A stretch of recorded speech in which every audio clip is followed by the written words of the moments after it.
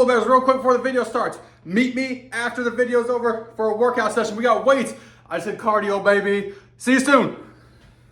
Just before we start, in the background, you're going to see some Dire Marsh gameplay. I found it appropriate for our tick lore. I'm going to be doing some tick investigations in here, just approaching them and seeing how they react when you get up and close and personal, and some plants too. And we got a few player kills, so enjoy.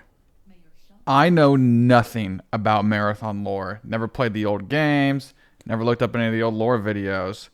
So I thought to myself, where should I start when this game has 440 Codex entries? Well, I think I found the right spot. I was randomly going through the Codex entries one day, just seeing what sounded interesting and seeing if I had lore bits for anything. But the thing is to get a lot of these interesting lores, you need to extract with materials. Well, I had just so happened to extract with enough tick milk to unlock the lore for it. So what is tick milk? Where did it come from? And is it actually even milk? Well, you're going to learn here in this Codex entry for Marathon. Alright, so we know the Marathon is a ship that was like built inside of Mars's moon for like structural integrity and protection, right? But before we go on this 300-year expedition, you need to hire a lot of different people because you are going out into the unknown, and so you need people you need supply lines, logistics, you need people with command and control. Well, one thing you also need is you need people that study fauna and wildlife because you don't know what planet you're going into. And that's where our tick milk story starts. And every weird story starts with a guy who loved his job just a little too much. In comes Dr. Tobias Luttero. Dr. Luttero. He is a new caloric entomologist, basically a bug scientist, someone who studies insect life. And he got handpicked for the Marathon mission specifically because he was good at turning bugs into food. And in these Codex entries, you're reading the qualifications this guy had to be on the Marathon mission. His whole career was things like managing cicada farms, and I think it's ecopod termite farming. It's either ecopod or ecopod termite farming, not sure. But basically, this guy's whole career is learning about how to turn bugs into food, and here's his record right here. This first entry is really cool because it's almost like showing us as if we're the hiring manager and vetting this guy in real time. And we can see his infraction history, which includes stealing pupae, which I imagine is just baby insects. Pupae, I don't know what the singular term for that is, but I'm blanking. Anyways, from the shared lab and raising them in his own apartment because he was worried about their quality of life in the lab and they weren't being taken care of enough. In another one, during a power outage, he fed larvae non-authorized organic fluids. Does anyone want to take a guess at what the fuck that means? Anyways, I'm not even going to freaking theorize about if he fucking shit on him, if he fucking came all over him. Dude, I don't fucking know, man. I don't know. But the UASC saw this guy and were like, sign this joker up, man. This is the guy we want. There must have been no one better. All right, now we move on to the second Codex entry where we are now on Tau Ceti with Dr. Luttero, or Luttero, however you say his name, and he starts studying the local ticks. And here's where it gets unsettling because his ethogram, which is basically a catalog of behavioral study that he keeps, reads almost like a horror movie a little bit and not really an animal. So these ticks have an alarm call. Fine, makes sense. I imagine most ticks do. You get too close, they're going to sound an alarm. But they also have an approach behavior. They charge you in a straight line over the shortest distance possible. And that feels like we see that, in game. I'm sure the AI isn't perfect and doesn't represent what exactly the lore does. But we see those ticks charge or approach with their behavior straight at you, shortest distance possible.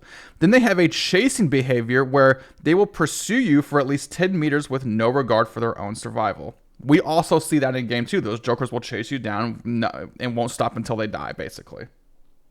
But there's one thing in here that we don't necessarily see, and they have a behavior called singing. It's inaudible to humans, and when one tick sings, other ticks in the area, solitary ticks, entire nest, doesn't matter, all converge to chasing the single target.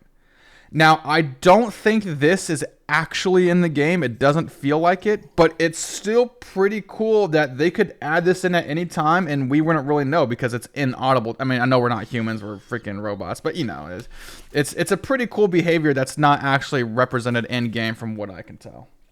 And even Dr. Luttero is a little confused on this. He says, I can't figure out why they don't try to encircle prey like ants do. Might be evidence they're not eusocial. And from what I can tell, what he means by that is he saying that they not try to fight together, even though they seem to like sing together and talk to each other. So he's not really sure what the social behavioral dynamics are of these ticks. And he might even presume they aren't social with each other, but he does reference the singing and the other ticks sing in the area. So it's very interesting on how Dr. Luttero's own notes seem to conflict with each other here, and it makes sense. Like, why aren't they attacking in a more strategic way, but also communicate with each other with singing? It's very strange. There's also a behavior listed called waving, where the tick stops, lifts each legs in the air in sequence, and rotates around counterclockwise. There's no stated purpose for this, and it doesn't seem like it's represented in game either. So just a cool little behavior we might see in the future.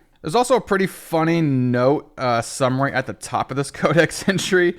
It mentions the original observation equipment had to be rebuilt from backups because the ticks ate it all. They ate like everything. So everything that we're reading is assumingly a backup of what was destroyed. So that also makes you think, well, do we know that there wasn't like a backup that didn't happen? Like, could there be lost data in that? Obviously, I don't think we can ever know. It's something that kind of makes you think. Well, Dr. Luttero can't figure out what these ticks are doing, so what does he want to do? He wants to domesticate them, because this guy is the same dude who brought Pupae home and seemingly just fucking threw up all over him to feed him.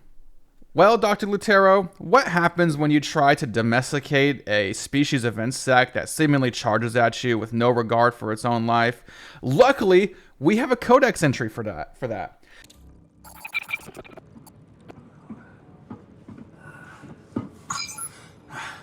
Dr. Tobias Luttero, requesting medical assistance. Researcher credentials verified. Would you prefer self-treatment or machine assistance, Dr. Luttero? I got it. It's not too bad.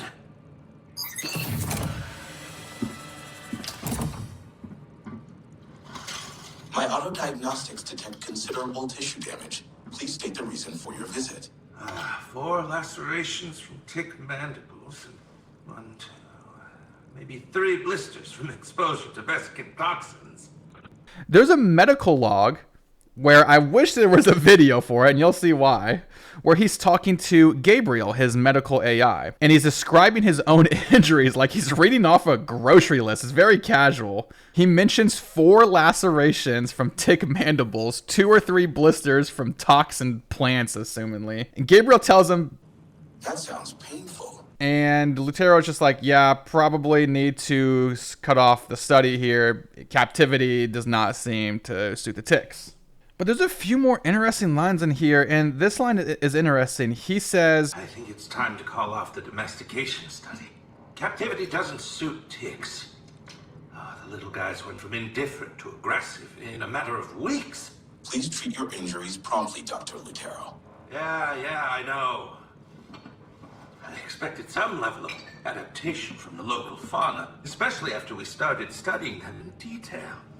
But evolving toxins so quickly, I think it's a direct response to our continued ecological presence. Honestly, impressive.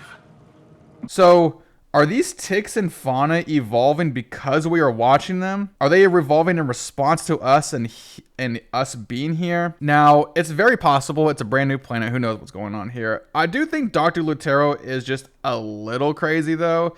Like, it seems like he was trying to make these ticks pets, and then he got attacked, and he's like, holy fuck, man. These things are evolving quick, bro. These things are evolving quick, man.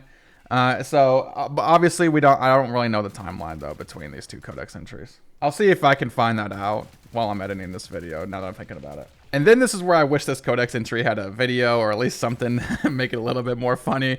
Mid-sentence he goes, I don't think blisters are supposed to look so stringy. And then his AI Gabriel goes, Warning, flesh necrosis detected. Hold still for the auto scalpel. Don't think blisters are supposed to look so stringy. Warning, flesh necrosis detected and spreading. My apologies, Dr. Luttero. Please remain stationary for auto scalpel deployment. Oh, wait!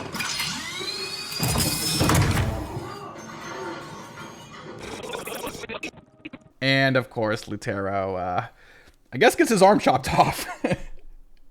All right, so we finally get to the last Codex entry to where we actually start learning about the tick milk. This conversation is very interesting because as we've been seeing the scientific side of kind of USEC and who they're hiring, we get to now see their PR side. Dr. Luttero is talking to Dr. Mary Hassan, who runs public education for the colony, and she needs him to help write the PR pitch for tick milk. So at this point in time, Dr. Luttero has pretty much got tick milk solidified, but it's just not selling. It's not like out in the market yet. So they need PR because who the fuck wants to drink tick milk, right? Well, good thing is you don't have to, because tick milk is not actually milk from a tick. Tick milk isn't really milk. Ticks have high protein content in their waste secretions. We encourage the ticks to deposit their waste in collection pods with artificial pheromones. When digested by genetically modified bacteria, the resulting liquid is a complete protein for humans. Let's layman's that. They trick the ticks into shitting in porta potties that have bacteria in it, that eat that tick shit and then shit themselves, and that's just pure protein for humans. That is tick milk. The long and short of it is, you are drinking bacteria-digested tick excrement. That's tick milk. So Dr. Luttero says all this shit to Dr. Mary Hassan. And Hassan, who's a PR person's like, oh, okay, complete protein. Sustainably harvested. That's perfect. Complete protein, sustainably harvested. That's perfect. Really? This isn't Earth. We are much closer to the origin of what we eat, so it helps to know the details. Without skipping a beat or seemingly in any inflection in her voice, she immediately tries to take the tick shit protein fucking drink and spin it in the most positive way. Now, I get it. That's her job. She's supposed to do that. But the way the Codex recording makes it seem is as she has no emotion to it and is completely mission focused. No crazy like, what the fuck? It's just kind of gives you an insight, I guess, into who these USEC are hiring. And there's other wild shit that just shows you insight to the USEC way they run things. Dr. Luttero mentions offhandedly that the harvesting process is a little bit tricky because the pheromones make the ticks more territorial. The pheromones they use to get them in the porta potties. So he designed specialized PPE, personal protective equipment, for the cultivation staff, and he's waiting on admin approval before they roll it out. Is the harvesting procedure hazardous? Oh, no, not for the ticks. A bit tricky on our end, though. Pheromones make the ticks more territorial. I designed specialized PPE to protect our cultivation staff. Just waiting on admin approval before we roll it out. Sustainable, scalable, so far so good. Well, what can you get from that sentence? These people are just out there without the PPE trying to harvest this tick shit with very enhanced territorial ticks. Wild stuff, man. Wild stuff. The recording continues on with Dr. Hassan asking how much of a person's calorie needs to come from tick milk. Dr. Luttero says up to a third for healthy adults. So that's seemingly, you're eating 2,000 calories a day. You can eat probably about 700 or drink 700 of tick milk. Before it starts to get probably bad for you, 700 calories worth. He says kids can drink it too, but that there's been, no long-term growth effects. Like, we don't know what drinking it over time will do to a kid growing up. Makes sense to me. They mentioned vascular growth syndrome. I'm kind of just assuming of like kids who were born on the 300-year journey, have weird growth defects due to being, living in like that spatial environment. I couldn't find anything else about vascular growth syndrome. I'm just kind of making my own assumptions here. What about consumption? How much of a person's caloric intake can come from tick milk? Up to a third for healthy adults. The kids can drink it too, but we don't know enough about vascular growth syndrome to give a safe threshold. Not a problem. We can create supplementary pamphlets for families. And at the very end, Dr. Hassan's curious, asks what it tastes like. One more thing, mostly for my own curiosity. How would you describe the taste? Textures halfway between engineered milk and yogurt. Flavors yeasty. There's a sample right there. Try it yourself. Tobias, it's in a beaker. So? I'll wait for the commercial version. And that's the end of the Codex entries for tick milk. I mean, getting this into the Codex was honestly just absolutely awesome. I can't wait to dive into the Codex and find more cool things like this. This just helps with that marathon world building. Like, the USEC doesn't really care if the guy's crazy. They'll hire him as long as he does the job. They don't care if the PR person has no emotional attachment. They just want someone who is just going to spin the message exactly who they want. Or how they want. Just really cool world building from Bungie. It sucks that it's tucked in these codexes, but maybe I approach the ticks a little differently now that I have this background knowledge of why they're acting the way they are. That is going to do it for this marathon lore video. I hope you all enjoyed it, but don't you subscribe yet. Don't hit that notification bar and do not comment yet. We have a pump to get in, and I'm thinking about drinking some freaking tick milk protein after my pump. Let's go, baby!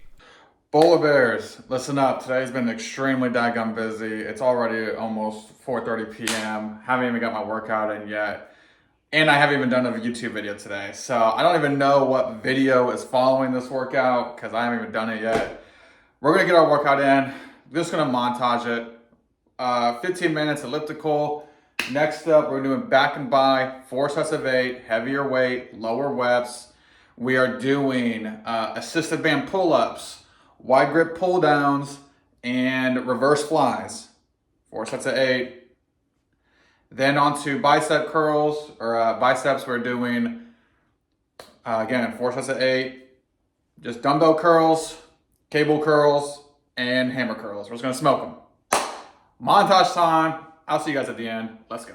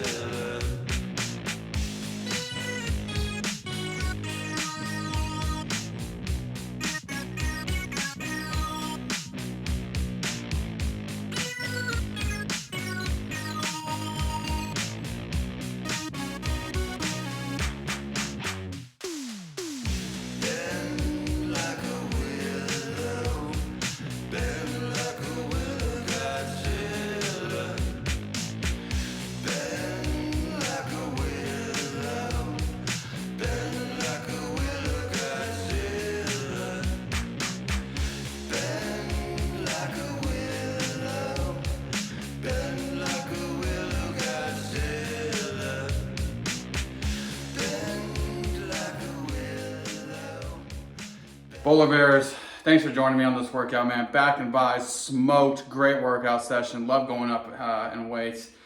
Again, I don't know what video this is ending on, guys, but if you like the mission here and you like what we're doing, building a community of like-minded individuals, people who want to talk games, people who want to better themselves and is open to learning things and open to teaching things, guys, hit the subscribe button, hit the notification bell, leave a comment below.